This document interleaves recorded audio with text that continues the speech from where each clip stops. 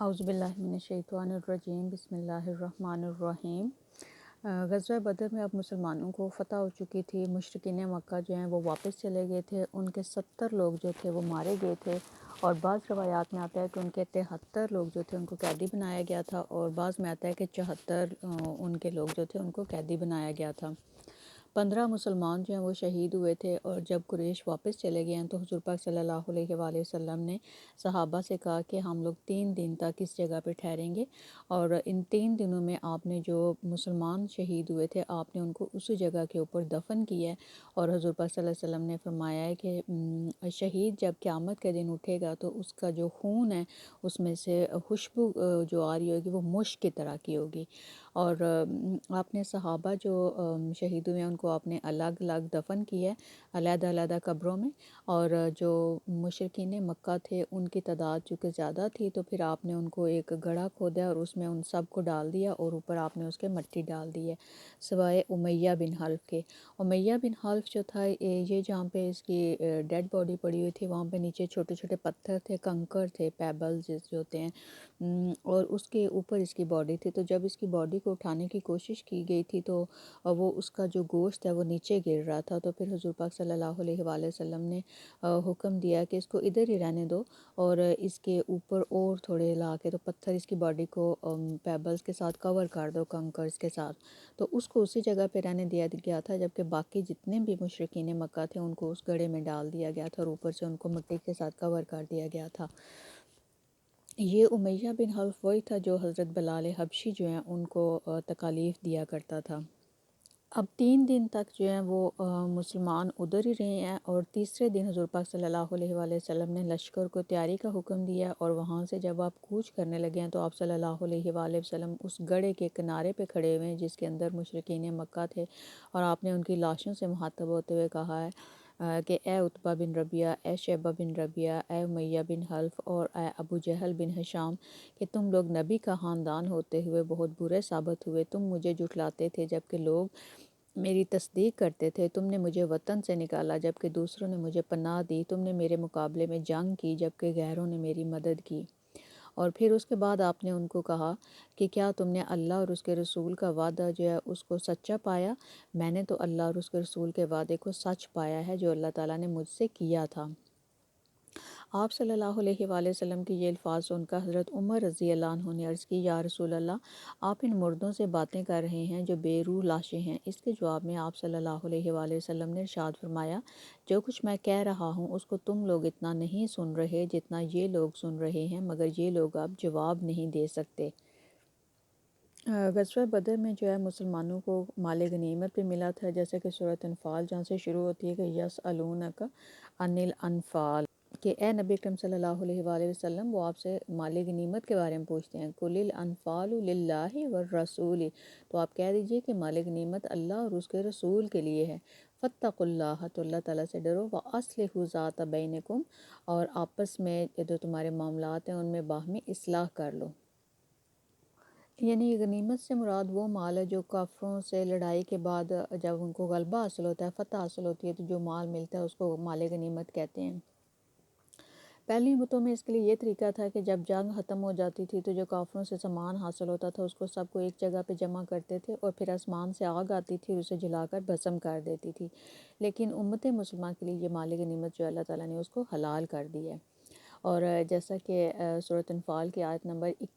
41 میں آپ دیکھیں کہ وَاعْلَمُوا أَنَّمَا غَنِمْتُم مِّن شَيْءٍ فَأَنَّ لِلَّهِ خُمُسَهُ وَلِلرَّسُولِ وَلِذِي الْقُرْبَى وَالْيَتَامَى وَالْمَسَاكِينِ وَابْنِ السَّبِيلِ إِن كُنتُمْ آمَنتُم بِاللَّهِ، اے مسلمانوں جان لو کہ تم جو کچھ بھی مال غنیمت حاصل کرو اس میں سے 5واں حصہ یقیناً اللہ کے لیے اور رسول کے لیے اور اس کے رشتہ داروں کے لیے، یتیموں کے لیے، مسکینوں کے لیے اور مسافروں کے لیے ہے، اگر تم اللہ پر ایمان رکھتے ہو تو۔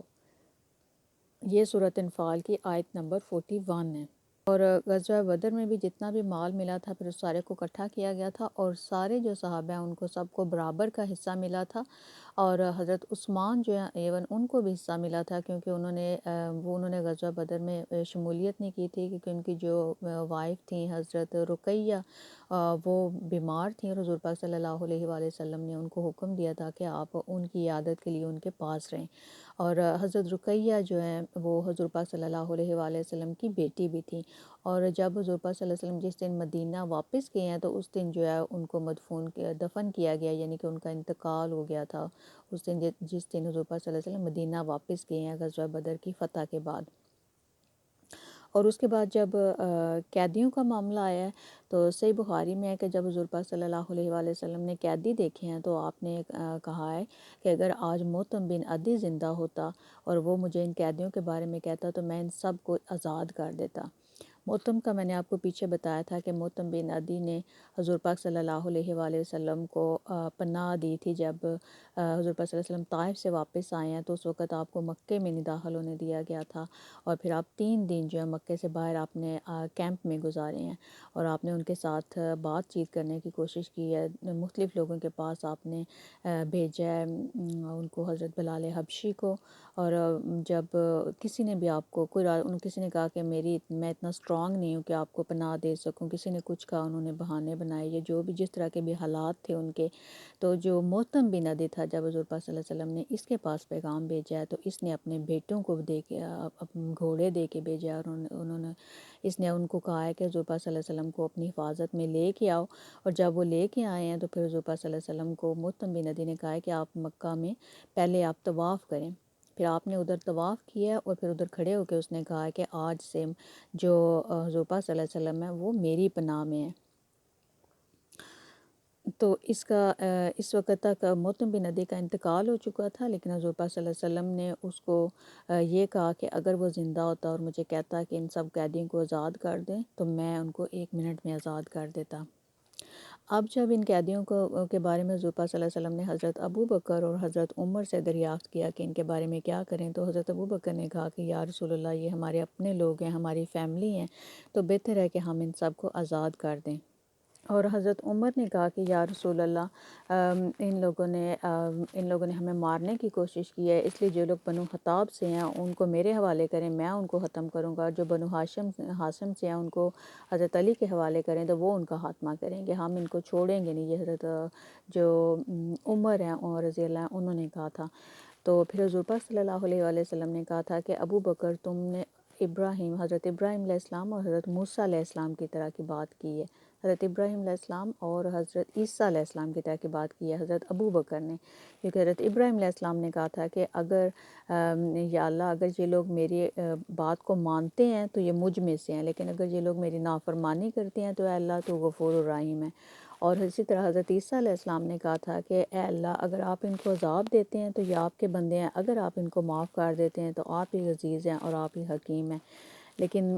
آپ نے حضرت عمر کو کہا کہ اے عمر آپ جو ہیں آپ نے حضرت نوح علیہ السلام اور حضرت موسیٰ علیہ السلام کی طرح آپ نے بات کی ہے کہ جیسے حضرت نوح علیہ السلام نے کہا تھا کہ اللہ ایک بھی کافر جو ہے اس کو زمین پہ نہ چھوڑ، اور حضرت موسیٰ علیہ السلام نے بھی کہا تھا کہ اللہ ان کے دل سخت کر دے اور یہ کبھی ایمان نہ لائیں جب تک عذاب کو سامنے نہ دیکھ لیں۔ تو پھر حضور پاک صلی اللہ علیہ وآلہ وسلم نے حضرت ابو بکر کی بات کو مانا ہے اور ان کو چھوڑ دیا ہے۔ اور اسی مقام کے اوپر جو ہے حضور پاک صلی اللہ علیہ وآلہ وسلم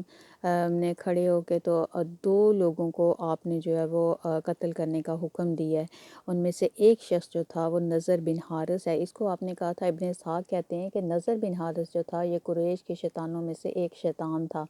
اور یہ پہلا بندہ تھا قریش میں سے جس نے باہر جا کے یہ کچھ پڑھ کے آیا تھا، اور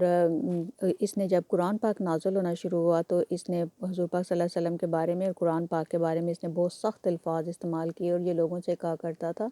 کہ یہ جو کہانیاں تمہیں حضور پاک صلی اللہ علیہ وآلہ وسلم سناتے ہیں اس سے اچھی کہانیاں جو ہیں وہ میں تمہیں بتا سکتا ہوں۔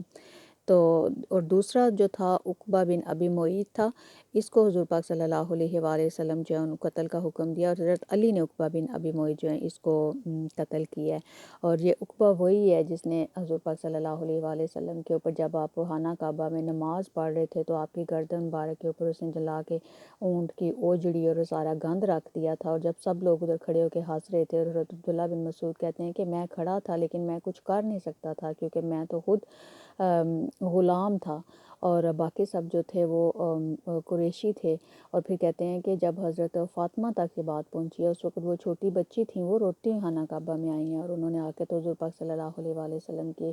گردن اور پیچھے جتنا اس نے گند رکھا ہوا تھا وہ انہوں نے آ کے اتارا ہے۔ تو یہ وہ عقبہ بن ابی معیط ہے، اور اس کو حضور پاک صلی اللہ علیہ وآلہ وسلم نے کہا تھا کہ مکہ سے باہر میں جب بھی تجھ سے ملوں گا تو اس حالت میں ملوں گا کہ تلوار سے تیرا سر قلم کروں گا۔ تو یہ دو لوگ تھے، نضر بن حارث اور عقبہ بن ابی معیط، جن کو آپ صلی اللہ علیہ وآلہ وسلم نے قتل کرنے کا حکم دیا تھا۔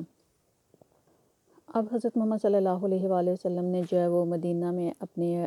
فتح کے لیے بھیج دیا تھا ایک آدمی کو کہ ان کو جا کے آگے بتا دو، خوشخبری دو کہ ہم نے فتح حاصل کر لی ہے۔